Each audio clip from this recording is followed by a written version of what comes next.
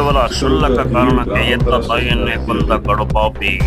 ಇವನ ಕಾಟಕ್ಕೆ ಮನಬಿಟ್ಟು ಹೋದ ತಾಯಿ ಯುಗಾದಿ ಹಬ್ಬಕ್ಕೆ ಅಪ್ಪನಿಗೆ ಪೂಜೆ ಮಾಡುವಂತೆ ಬಾ ಎಂದು ಕರೆಸಿದ ಈ ಪಾಪಿ.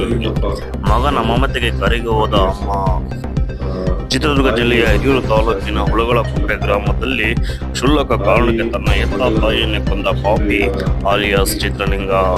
ಮುಂಚೆ ಇದ್ದನು ಇವನ ಕಾಟಕ್ಕೆ ಬೇಸತ್ತ ತಾಯಿ ಗಂಗವ್ವ ತನ್ನ ಸಂಬಂಧಿಕರ ಜೊತೆ ಬೆಂಗಳೂರಲ್ಲಿ ಕೂಲಿ ಮಾಡಿಕೊಂಡು ತನ್ನ ಜೀವನ ನಡೆಸ್ತಾ ಇದ್ರು. ಚಿತ್ರಲಿಂಗ ಮಗ ಇದಕ್ಕಿಂತ ಮುಂಚೆ ಯಾವುದೋ ಹಾಪಲ್ಲಿ ಜೈಲು ಸೇರಿದ್ದ.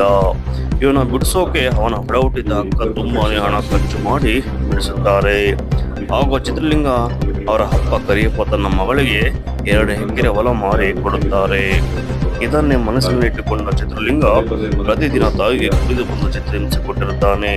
ತಾಯಿ ಇವನ ಕಾಟಕ್ಕೆ ತಾಳಲಾರದೆ ಹತ್ತಿರ ಸಂಬಂಧಿಕರ ಜೊತೆ ಬೆಂಗಳೂರಿನಲ್ಲಿ ಯಾವುದೋ ಹೋಟೆಲ್ನಲ್ಲಿ ಕೆಲಸ ಮಾಡಿಕೊಂಡು ಇರುತ್ತಾಳೆ. ಒಮ್ಮೆ ಚಿತ್ರಲಿಂಗ ಯುಗಾದಿ ಹಬ್ಬದ ನೆಪವಾಗಿ ತಾಯಿಗೆ ಫೋನ್ ಮಾಡಿ ಅಪ್ಪನಿಗೆ ಗುಡ್ಡೆ ಪೂಜೆ ಮಾಡಬೇಕು ಬಾ ಅಂತ ಕರೆಯುತ್ತಾನೆ. ನಿನಗೆ ಏನು ಮಾಡಲ್ಲ, ನಮ್ಮ ಮನೆಯಲ್ಲಿ ಇರು ಅಂತ ಹೇಳುತ್ತಾನೆ. ತಾಯಿ ಗಂಗಮ್ಮ ತನ್ನ ಮಗನ ಮಾತಿಗೆ ಮರಳಾಗಿ ಮೊಮ್ಮಕ್ಕಳಿಗೆ ಹಬ್ಬಕ್ಕೆ ಬಟ್ಟೆಯನ್ನು ತಂದಿರುತ್ತಾಳೆ. ತಾಯಿ ಬಂದ ತಕ್ಷಣ ಕುಳಿದು ಬಂದ ಮಗ ತಂದಿರೋ ಬಟ್ಟೆಯನ್ನು ಸುಡುತ್ತಾನೆ. ಗಂಗಮ್ಮ ಇದನ್ನು ಕಂಡು ಪ್ರಶ್ನೆ ಕೇಳಿದ್ದಕ್ಕೆ ತನ್ನ ತಾಯಿಯನ್ನೇ ಕಲ್ಲಿನಿಂದ ಹೊಡೆದು ಮನ ಬಂದಂತೆ ತಾಯಿಯನ್ನು ಸಾಯಿಸಿ ಬಿಡುತ್ತಾನೆ. ಸದ್ಯ ಪ್ರಕರಣ ಪೊಲೀಸ್ ಸ್ಟೇಷನ್ನಲ್ಲಿ ದಾಖಲಾಗಿದ್ದು ಸ್ಥಳಕ್ಕೆ ಪೊಲೀಸರು ಧಾವಿಸಿ ಮಜಾ ನಡೆಸಿದ್ದಾರೆ. ದೇವಿ ಪ್ರಸಾದ್, ಹಿರಿಯೂರು ತಾಲೂಕು ವರದಿಗಾರರು. ಡೀಟೇಲ್ಸ್ ನೋಡಿದ್ರೆ ಒಬ್ಬ ಚಿತ್ರಲಿಂಗಪ್ಪ ಅನ್ನೋರು 40 years ಅವರ ತಾಯಿಗೆ ಹೊಡೆದು ಸಾಯಿಸಿದ್ದಾರೆ ಒಂದು ಕ್ಷುಲ್ಲಕ ಕಾರಣಕ್ಕೆ. ಅವರ ತಾಯಿ ಅವರ ಮಗಳ ಲಕ್ಷ್ಮೀದೇವಿಯವರ ಮನೆಗೆ ಹೋಗಿ ವಾಪಸ್ ಚಿತ್ರಲಿಂಗಪ್ಪ ಕಡೆ ಬರ್ತಾರೆ. ಅವಾಗ ನೀನು ಪದೇ ಪದೇ ಮನೆ ಬಿಟ್ಟು ಹೋಗ್ತೀಯ ಅಂತ ಹೇಳಿ ಕ್ಷುಲ್ಲಕ ಕಾರಣಕ್ಕೆ ಅವ್ರಿಗೆ ತೆಂಗಿನ ಬಟ್ಟೆಯಿಂದ ಹೊಡೆದು ಸಾಯಿಸಿದ್ದಾರೆ.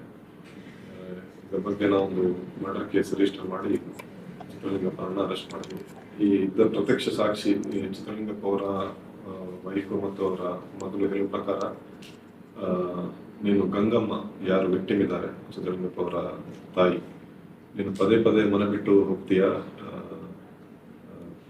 ವಿನಾಕಾರಣ ಅಂತ ಹೇಳಿ ನೀವು ನನ್ನ ಮರ್ಯಾದೆ ತೆಗಿತಾ ಇದ್ದೀರಿ ಅಂತ ಹೇಳಿ ಒಂದು ಕ್ಷುಲ್ಲಕ ಕಾರಣಕ್ಕೆ ಅವ್ರಿಗೆ ಹೊಡೆದಿದ್ದಾರೆ.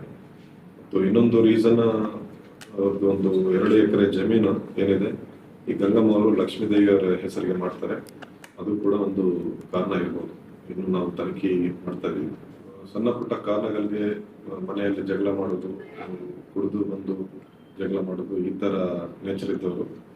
ಇವ್ರ ಮೇಲೆ 2016-17 ಕೂಡ ಒಂದು ಶ್ರೀರಾಮ್ಪುರ ಠಾಣೆಯಲ್ಲಿ ಒಂದು ರೈಟಿಂಗ್ ಕೇಸ್ ಆಗಿ ಒಂದು 3 ತಿಂಗಳು ಜೈಲಲ್ಲಿ ಇದ್ದು ಬಂದಿದ್ದಾರೆ. ಮನೆಯವರಿಗೆ ಮತ್ತು ಮಕ್ಕಳಿಗೆ ಪದೇ ಪದೇ ತೊಂದರೆ ಕೊಡ್ತಾ ಇದ್ದಾರೆ. ಈ ರೀತಿ ಒಂದು ನೇಚರ್ ಇತ್ತು.